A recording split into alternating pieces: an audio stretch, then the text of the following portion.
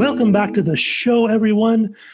We are so glad you could join us here today on Song Talk Radio. And I'm going to start again. Sorry about that. Because we can do that. We can. Depends who has the power of the edit. That's right. I guess. Well, it was good, but it just wasn't great, and I'm all about the quality. As soon as we no longer have live, that's probably what's going to happen, Okay. Oh, boy. You don't have time for this. Just get on with it. Come on. Song Talk Radio with Michael, Neal, Phil, and the gang. Welcome back to the show, everyone. We are so glad you could join us here on Song Talk Radio. It's a little show where we talk about songwriting, where we share tips and tricks and things we figured out along the way. And you share your tips and tricks, and hopefully by the end, we will all get just a little bit better at writing songs. My name is Phil, and here with me are my good friends that I song talk with. Over there on my right is Mr. Neel Modi. How you doing there, Neel? Pretty good. Ready to song talk? Is that a verb now? Song talk? I think it could be. And over there is Mr. Michael Proudfoot. How you doing there, Michael?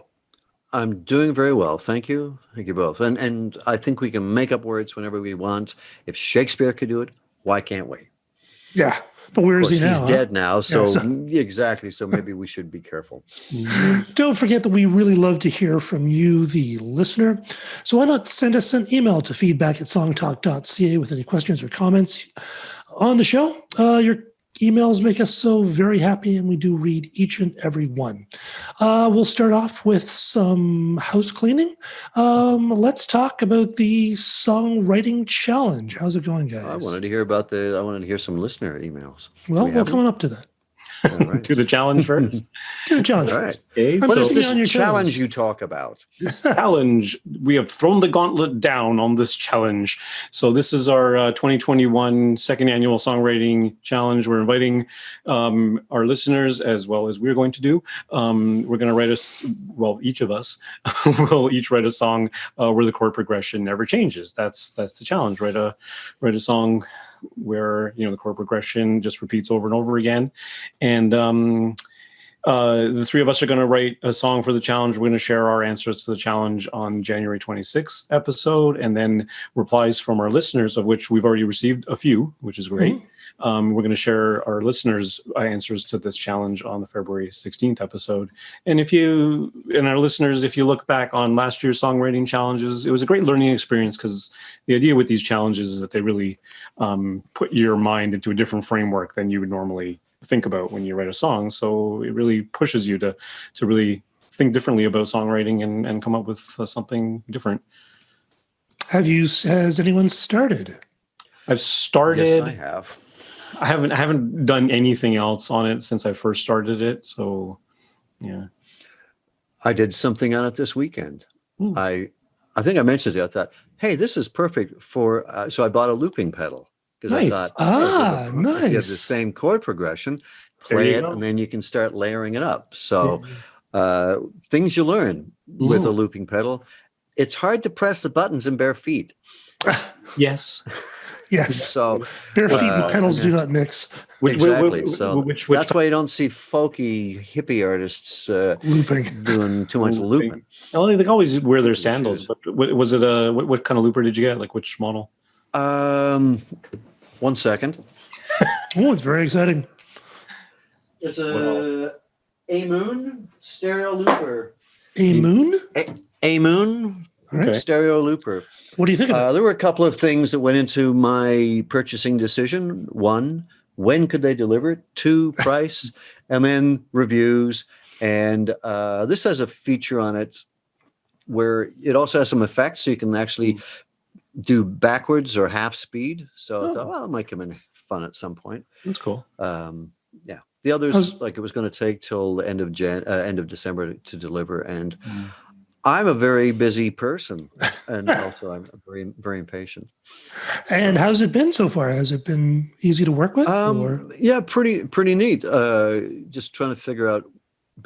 The first time I laid down a sort of the first layer, it was okay for the verse, but once I got to the chorus, it didn't make any sense. So it's interesting to find out that repeating patterns, it's there's a lot that goes into it to make it really work, because, maybe even if you're playing the same chord with the same length of bars, that depending on where you emphasize, or if you're playing offbeat or whatever, not everything works. So, so I'm playing around with that. It's kind of fun.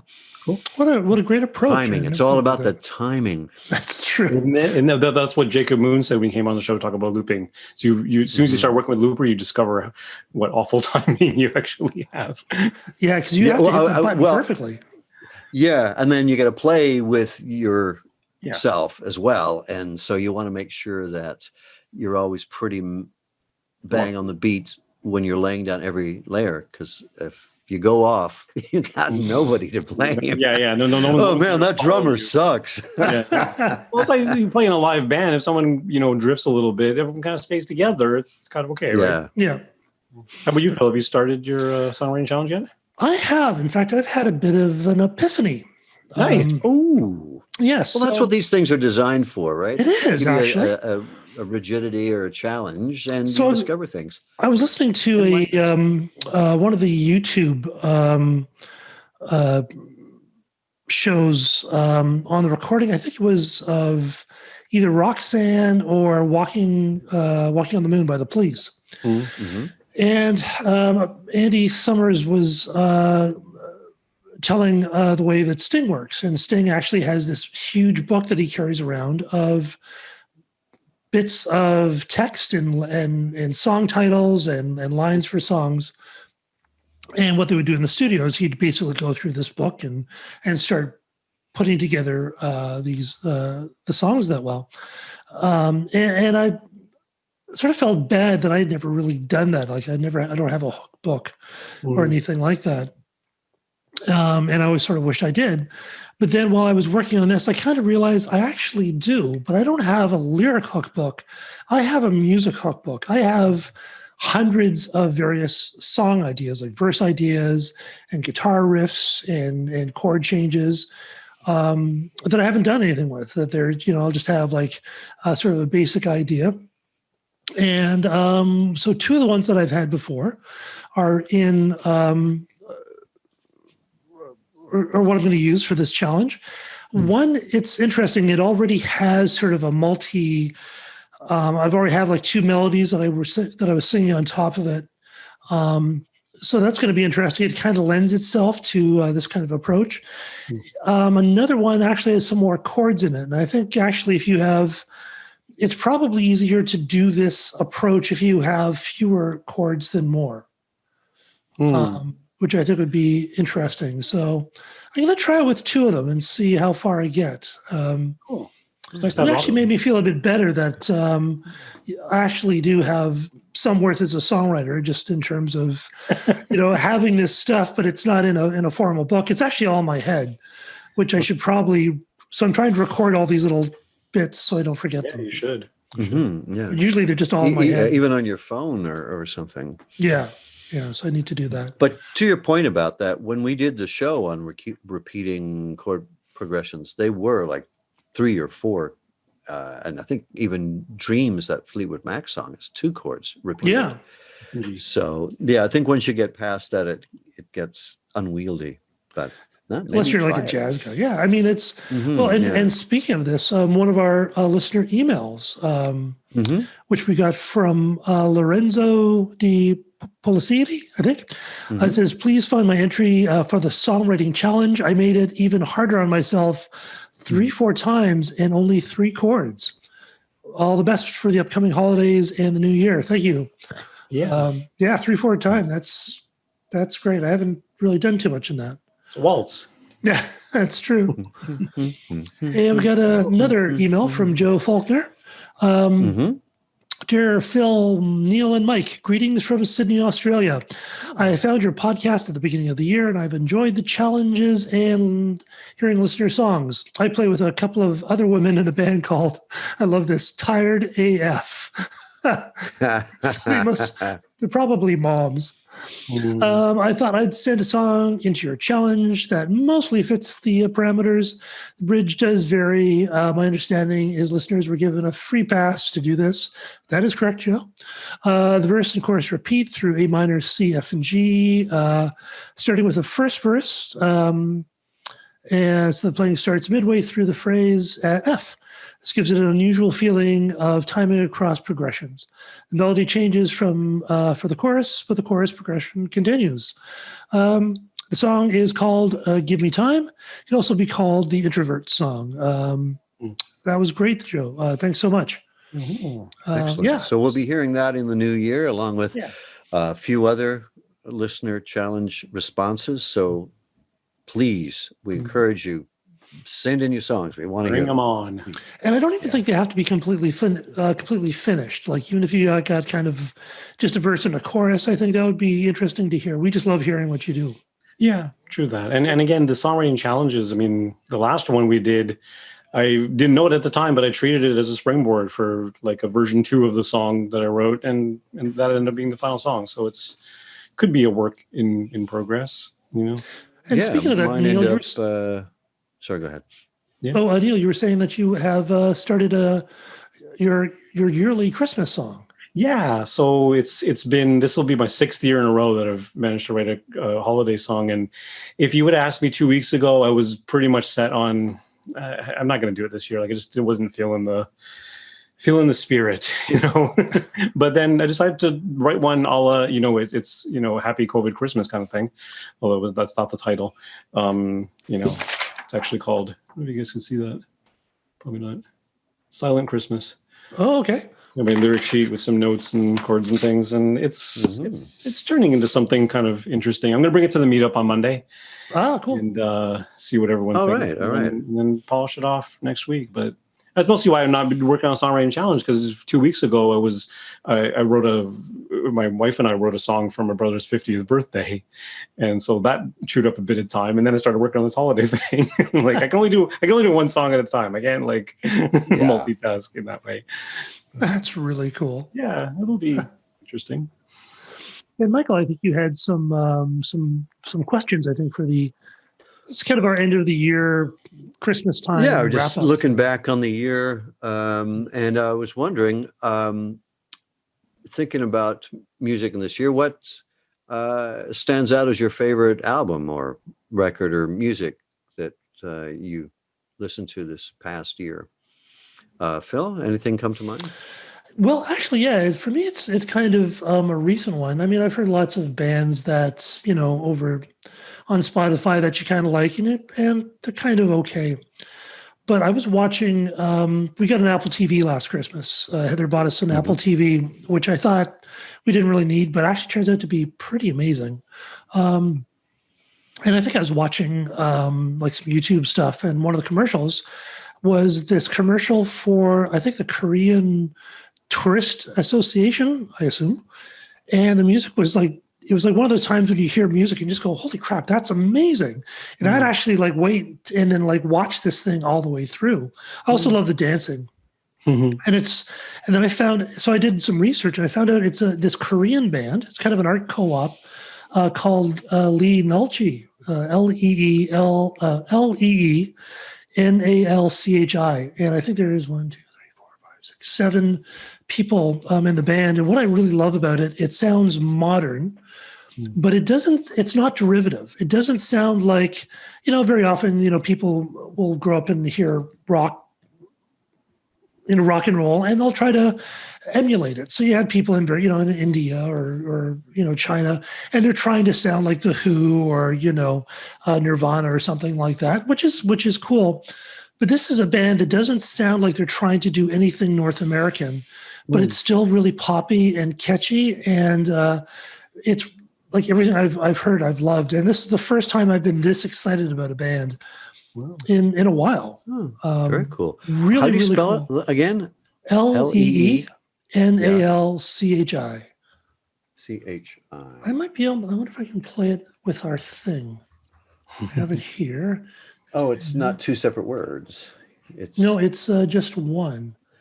Nalchi, which means flying fish. Yeah, it's I have to subscribe. I have to. Oh, it's I'm looking it up on this here internet here, and it We says have it on the it's computers now. Really? It's some of them says that Leenalchi is a person, but then there's also there's other things that say it's a group. Sounds Oh, like I a, just sounds like don't a know. bubble tea. Yeah. Yeah, I'll have the it's, Leenalchi, please.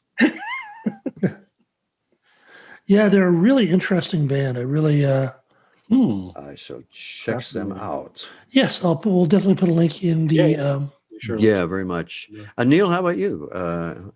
What lit you up this year? Yeah, the probably my favorite album was one of our guests back in the summer, Gilbert Neal, who, I mean, I invited him on the show because like I never click on ads on social media, but he put up an ad for his album, and the thing that caught me with his ad was that what kind of a rock songwriter opens his album with a fugue.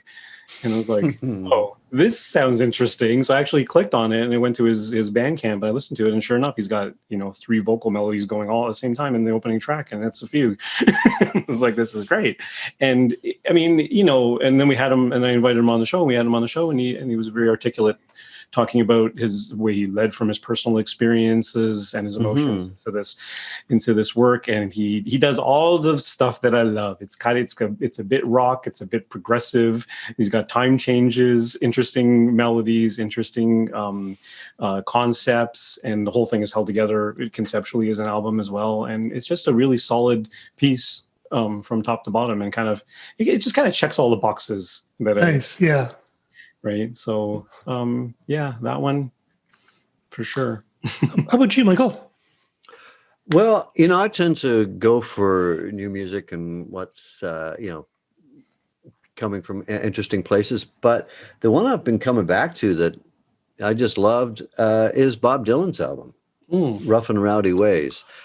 I listened to it a lot over the summer, and his singing, which is not what you'd say about Bob Dylan often, his singing is great on it. His phrasing and the lyrics, and it's just a fantastic album. And what's kind of neat about it, if you could time travel and you could play it for someone, back in his early heyday in the 60s ago, this is what Bob Dylan was doing, when he's 80, there's a continuity to what he was doing, with Highway 61 Revisited and all those albums. Speaking of Bob Dylan, sort of interrupt. I definitely was.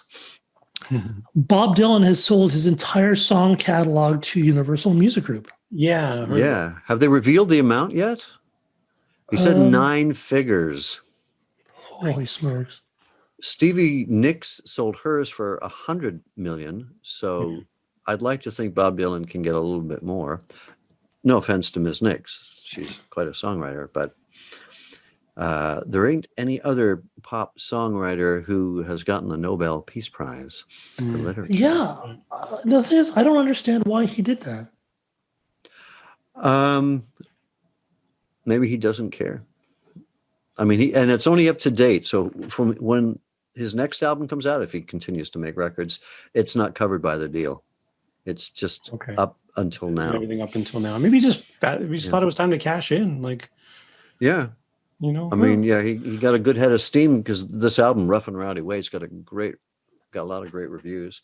Wow. He has also been releasing a lot of bootlegs because, especially in Europe, where the copyright is not as long as in North America. Oh, interesting.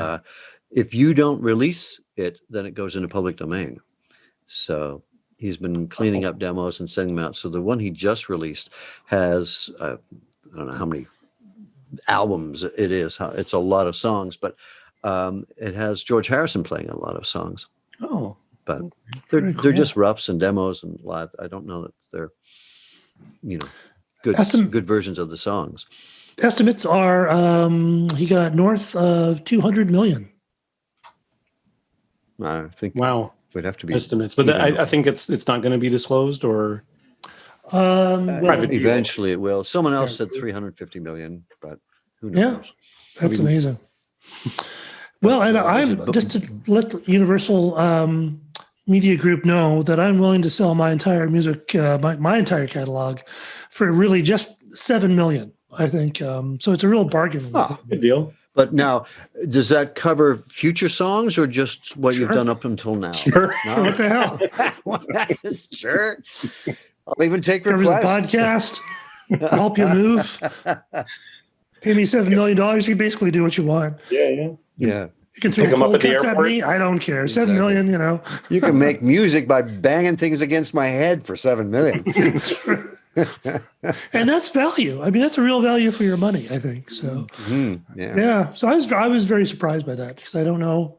Like, what is it just, it's not like Bob Dylan's not short of money though, is he? I can't imagine that he Probably is. not, I mean, but- just he owns his own publishing if he can sell Yeah. it. So he's been making a lot of money off publishing rights alone. Mhm. And so he's that's been your touring wife's- up until this year. He's been touring nonstop. Yeah, but like I said, like which is maybe it's just a retirement plan. You know, it's like cash Yeah. it in while the getting's good, and Yeah. And I think it's a bit of a fool's errand trying to figure out what Bob Dylan is thinking. yeah. Well, That is true. when we won that prize, when the Nobel Prize, we tried to get him on the show, and he didn't respond to our emails. I don't know. No, I don't know. Which is crazy because everyone else does. So That's what true. do you guys think of this year? I mean, obviously, you know, we went online, but in general, like, what do you guys think? What were your favorite episodes this year Of the show? of the show, of our show? Or- yeah. Yeah. Phil, you answer because I have to think about That's There an was interesting someone question. kind It's because it really kind of changed the format of the show. Because of course we always would do the show live at a radio station in a small room. Yeah. Like in some ways it feels like that was a million years ago, but actually It it does. was, you know, this time last year we were in a small red room. Yeah, That's right. Rad Room. Yeah. and it was a lot of fun. I mean, it was a big part of my life. You know, we'd do the show and then we would go out for a beer afterwards and some food and Vanessa would be there. And it was a really fun thing to do. I mean, doing the show was fun, but the actual social aspect was really important to me. And, we didn't do the show for the first little while because we weren't really sure and we weren't sure how to do the online thing. And the online has been great in some ways. It means that people from all over the planet can be on our show. Whereas before they would really have to be in the studio in Toronto.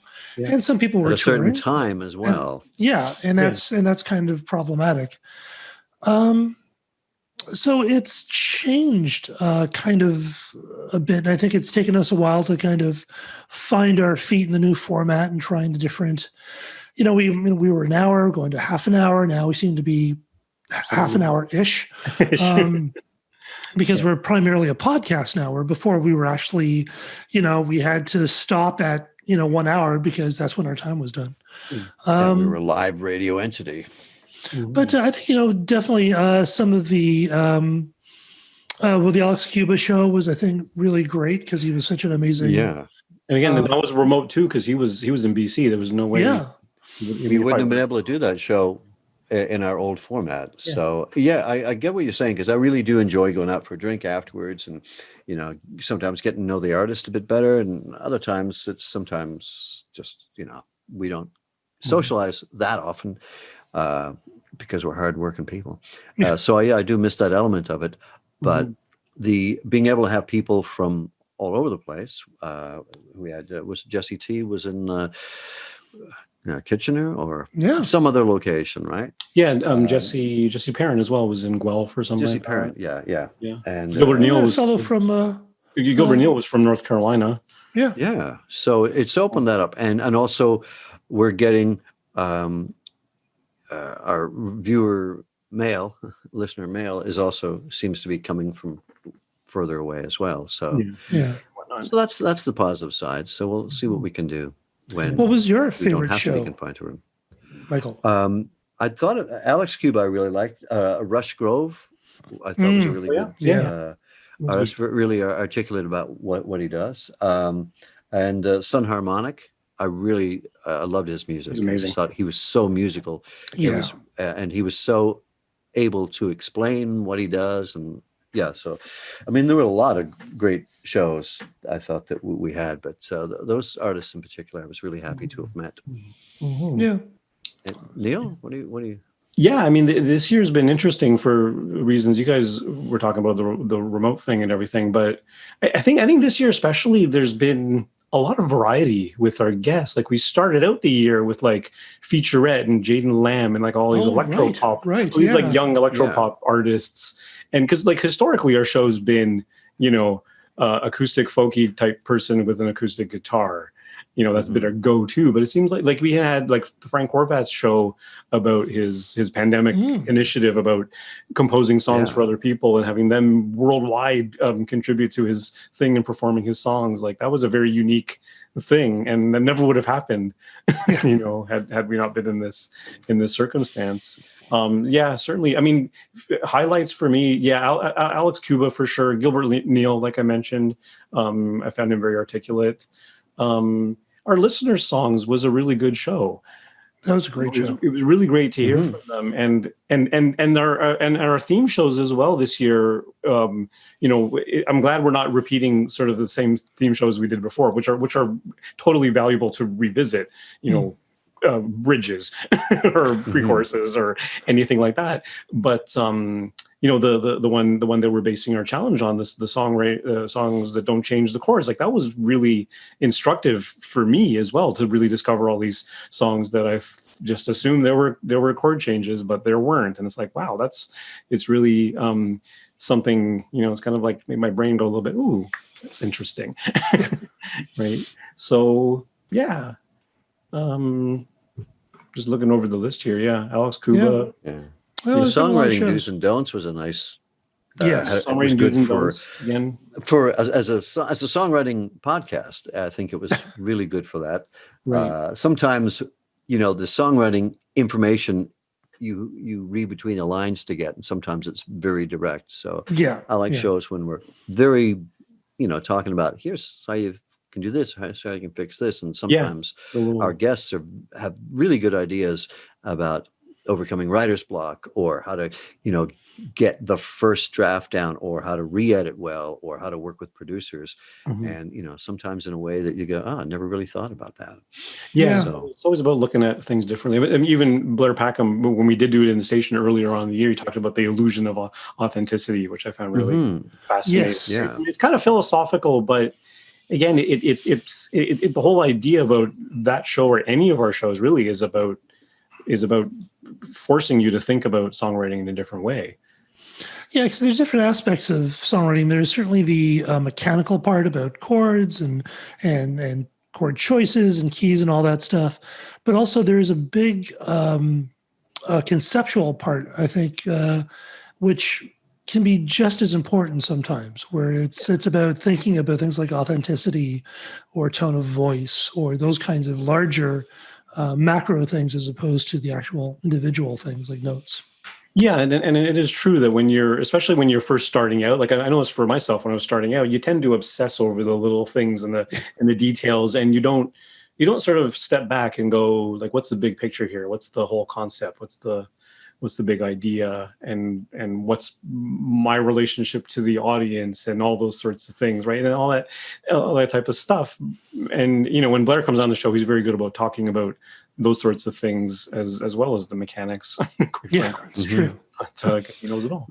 But, the higher level stuff. Why are you writing this song? Why are you doing it this way? Why that makes you think, okay, why am I an artist? Why am I doing this? What's the point? Right. And especially this year, the point was not to make money, because that sadly was not happening for all our professional musician friends out there. It is tough. Now, what are our plans for the holiday season coming up? We'll start off with Neil. Songwriting challenge. Because we're pretty much stuck at home. I got a ukulele for my birthday a couple weeks ago, so I'm nice practicing that and trying to string together more than 2 chords at a time. That sort of Will you thing. be doing another video? Because you did a video on Cakewalk.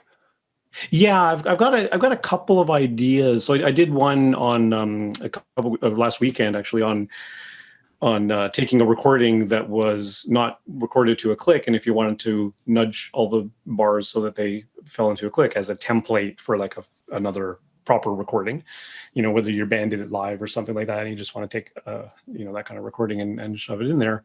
Yeah, and I want to do another one because I had a hard time. I was trying to help out a friend of mine with something Cakewalk related, and getting your DAW to talk to Zoom or talk to OBS recording software or something like that is kind of tricky.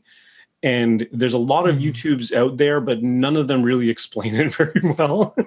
So I want to do one where I just like drill it down nice and simple. Like, this is what you need to know. That's good. So hopefully, because there's a ton of YouTube content out there about mixing and recording. And you don't need to touch that. It's all and done by people who are, like Grammy-winning producers and stuff. So, How about you, Michael? What are your plans for the upcoming holiday break? Songwriting challenge, see if I can get that finished and to a place where I like it. And I want to get my piano tuned so I can start playing piano. Ah, that's true. An untuned piano. Been a little harder with the lockdown. Apparently, piano tuners are not essential services. No. That's true. I think I might need a bit of repair too, so I don't know how much this is going to cost me. Why don't you just go get an electric piano? Well, that's an idea, except I have a real piano, and so I'd like to try to make that work. Okay. That's true. There is something about a real piano, There is nothing like a real piano. That is true. Yeah, that's right. And I hear some music. Is this foretelling the end of this show as we know it? It is. For this episode? For this episode of another show. I hope not. I guess it depends on what our fans say, because that's all the time we have tonight on Song Talk Radio. Special thanks to us for stopping by. Thank you, guys. Thanks for coming by, guys. Thanks for pressing record, Phil. We want to hear from you. So why don't you send us a comment on Twitter, Facebook, or Instagram at Song Talk Radio, or send us an email to feedback@songtalk.ca. Also, why don't you check out the YouTube channel for live performances and full episodes. Subscribe today to the Song Talk Radio podcast on your favorite podcast provider. And don't forget to sign up for the free newsletter at songtalk.ca. You can find the links to all the products, books, and web services we mentioned here on the show at the resources page. And wherever you are in this planet of ours, why don't you join us for the next Zoom Song Talk meetup? The next one will be coming up very soon, but it's free to join on meetup.com and free to attend. Stop by the site for the link. Also, a big thank you to Vanessa Vreeland for her help behind the scenes at the show. And most of all, we'd like to thank you, the home listener, no matter where you happen to be. You can follow me at philemery.ca. And how about Neal? How can they follow you? neelmodi.com. How about you, Michael? Proudhood420 on Instagram.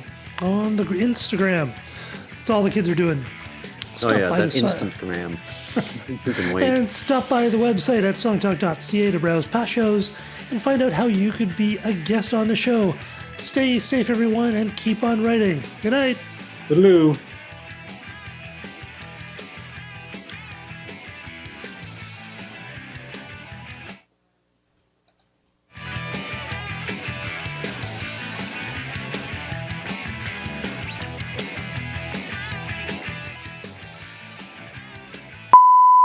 Fade out again. Done. All right. Yeah, That was a quick half hour. Yeah. It was. Yeah. Jam-packed full of useful information. Didn't even so. talk my ukulele. Oh, hey, that's a nice wow. one. Is that an ovation? No, it's a paisan. Paisan. Paisano. Paisano. Oh, So yeah. cool. You do some amazing things on that thing, Yeah. It's pretty good. There's a couple of guys on YouTube, and they play it like they shred on it. It's amazing. Yeah, like actually shredding and like. Yeah. This is a concert size, not the soprano, the smallest one, but the next one. Yeah, up. it's a nice size. Yeah, it's good, and it's That's real. It's real teak. I think they said it was. Nice. Really? No plastic. Yeah, I've been, Black Friday sales. I was looking around to all the Long McQuades and music stores. And they don't have any deals. No, I got this one. It was like a few hours worth deal on Amazon.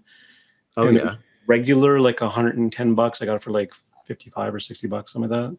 wow. Huh. It's pretty good. It's pretty I good. just I don't Like feel lightning comfortable deal, I buying think they call instruments online. Maybe a ukulele doesn't matter that much, but Yeah, I didn't really know what I was looking for. I saw that it was real wood and that it was concert size. That's was kind of, and it came with a bunch of stuff. Came with a capo, came with a tuner, came with a strap. Nice. Extra I agree, stuff. though, Michael, about buying instruments online. I always thought that you can't do that. You need to play it. But I've purchased 2 guitars online, and they've been fantastic. Yeah. did you buy them? Like, I know one you bought to kind of pull apart and make something of, right? But, I didn't have to do much. The one $99 job Excuse me. by Indio, the company that's it's a brand started by that monotype.com. I didn't have to I keep really do anything. getting ads from them all the time. I guess I must have looked too long at their site. When I got the I've just guitar, been looking at trying to get a new acoustic guitars. yeah, I don't know about the Those- acoustic, but the electric, I really want to, Hold it. go through a whole bunch of them. it was They're such personalities. yeah, I mean, it was set up really well and played fantastic right out of bag. So I was really impressed by that. That is pretty neat. And I also got to use one from Long McQuade's attic sale, and an Epiphone Les Paul. And I mean, it was kind of dirty, so it needed a bit of work, but actually it's a great guitar. So I'm surprised. But also the reason why there's no deals is because the music industry music instrument industry is doing so well. They just had they've had the best year they've had in decades. Really? Yeah. I popped into Steve's before the lockdown, and I'm looking for an acoustic guitar, and he kind of goes, "We don't have them. We sold them all." Yeah. Yeah. He's like, so happy to not have to not be able to sell me something. I wish I could help. It's just coming in, going out. I suppose it's true that like for ukulele, I've never played a ukulele before, so to buy it online, I didn't care. When I bought my keyboard controller, because I am a keyboard player, I must have I actually got blacklisted at Long and McQuade because I bought so many and kept returning them because I don't like it, and then finally I waited for this Akai one that was still they were still coming out, and waited a couple more months and then picked it up, and finally I found one that I like. So it's that sort of thing. Yeah.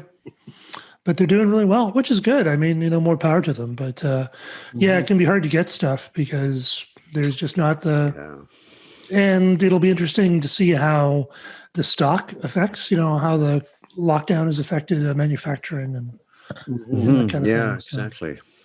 Yeah, because a lot of these still hoping to get a nice guitar, but But I don't know about guitars. Are they largely being made in China now, or are they still? A lot of them are, but like Vietnam, China, and in the U.S. as well, and Canada. Yeah. And I was looking at a Taylor guitar. Those are made in California somewhere. Okay. Those are nice. And there's some good. What is it? Seagull is Canadian made, right? And Seagull's made in Canada. I'm pretty sure. Yeah. Yeah, and what's their lower? Simon and Patrick. Right. Yeah. So and then out in Luthery, they're out in Luther. Yeah, because I'm not sure how Canadian. Importing stuff from over there works these days. I don't know. I don't know when my ukulele was made. It's got to sell it for somewhere, shouldn't it? Taylor's are nice guitars, though. They have a Well, I want something really chimey and large because I've got a really nice sounding kind of parlor guitar, and I play a lot of open chords and open tunings to make it sound bigger, but there's a limit. It still sounds, Angela especially when I'm recording. It doesn't say on here where this thing was made. Oh, really? Angela Saney was a guest, and she has Yes. a really she's big got a guitar, and it beautiful sounded guitar. beautiful. So Yeah, I she's got remember a- that. I Yeah. forget what it is, but she's on Facebook. Ask her what it is. I shall. Though it looks like I have a certain price point, and it looks to exceed that. I recall, because I was really blown away by how great her guitar sounded, and I think I did ask her at the time, and it was in the thousands. Right. Yeah. So yeah, I mean, someday I'd like to get like a high end acoustic. I have like a Takamine, which is fine, but yeah, I had one of those. It sounded nice. It just wasn't really playable. It's some of them sound great, but are the neck is a little sharp, or I don't know. Because I would buy a lot of guitars when I was in Vancouver, and Oh, that's so I right. got a chance to try out different kinds. And that was. I I mean, a lot of people do use those. Yeah, had an interesting experience last year, I guess it was the year before, where I picked up a drum kit on Kijiji. It was like a jazz player who had like 5 kits in his basement, and he was just like, I don't use this one anymore. It was a 1969 Yamaha. oh, nice. Really well, mostly original parts, some upgraded stuff, but what wasn't included was a kick pedal. So I went shopping for a kick pedal, and I went to Long and McQuaid, and I tried one that was like $100 kick pedal. I mean, it feels pretty good. And then the guy he handed me one that was like $250. It was a little more than I wanted to spend on a kick pedal. But it's like, yeah, you're right. It does feel like good quality. I ended up picking up a Pearl kick pedal that was in their used department for like $50. It was covered in like cat hair and dust and grime and crap like that. But when I tried it on the kick drum along McQuaid, I'm like, this feels perfect. Like it's my Oh, style. nice. It's my thing, right? So it felt right. So I took it home, took a toothbrush and baking soda and scrubbed the crap out. I even took before and after pictures. It's like remarkable. Boiled it. Yeah, exactly. Boiled it for a while, but it was like for $50, I got myself a perfectly good working kick pedal, and that's all it took. Used equipment is wonderful. Yeah, you can get some great stuff, and yeah, absolutely. yeah, I'm trying to pick up a Electro Harmonic Soul Food pedal. I think it's my next purchase. Nice. What is that? It's kind of a clone of this very expensive distortion pedal called the Klon. Okay, it's a distortion pedal. Yeah, and the Klon. I got to break out my pod and start playing with that as well. Oh yeah, did you just get a pod as well, or no? I've had one for ages, and once I started just kind of being mostly acoustic, I didn't really use it. But for recording, I used to use it for recording because you get so many different guitar sounds out of it. Yeah, of course. I have a pod too. I love it. It works really well. So, but hopefully I'll buy one more present for Christmas, and then that'll be it. I think I don't think I need any more guitars at the moment. No, I don't have the room for it, so that's one of the things that keeps me. Yeah, that's why I spend my money on plugins. They don't take up any space. But I still regret selling I had a thin line that I sold, and I was like, oh yeah, oh no, love that. And it was just a little buzzy, but it never occurred to me I could have just swapped out the pickups. yeah. I don't think We've all done think that in the about that past. sort of stuff. Yeah. So. Yeah, I had like a monophonic Yamaha CS10 synthesizer that I gave away to someone.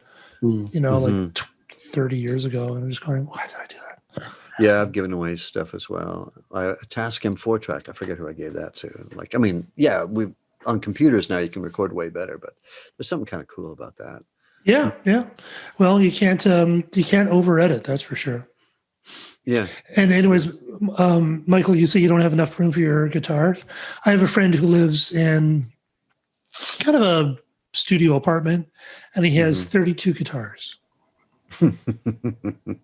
Just fitted nicely into just and the whole wall. And no pots and pans, no sofa, exactly. no bed. It's amazing. So I don't like the mess. Even like what you see behind me is too messy for me. Like it just I get really uptight about mess.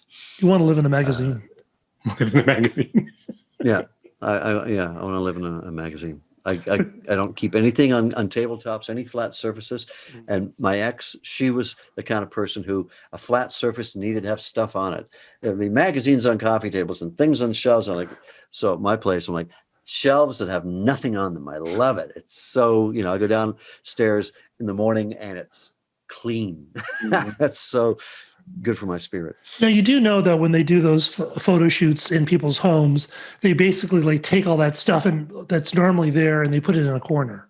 So that's Staging. I know. The whole industry. yeah. Oh yeah, no, I kept the brochure from when I sold my house because I got such a kick out of, wow, that's not what my place looked like when I lived there. Yeah, exactly. Not the point.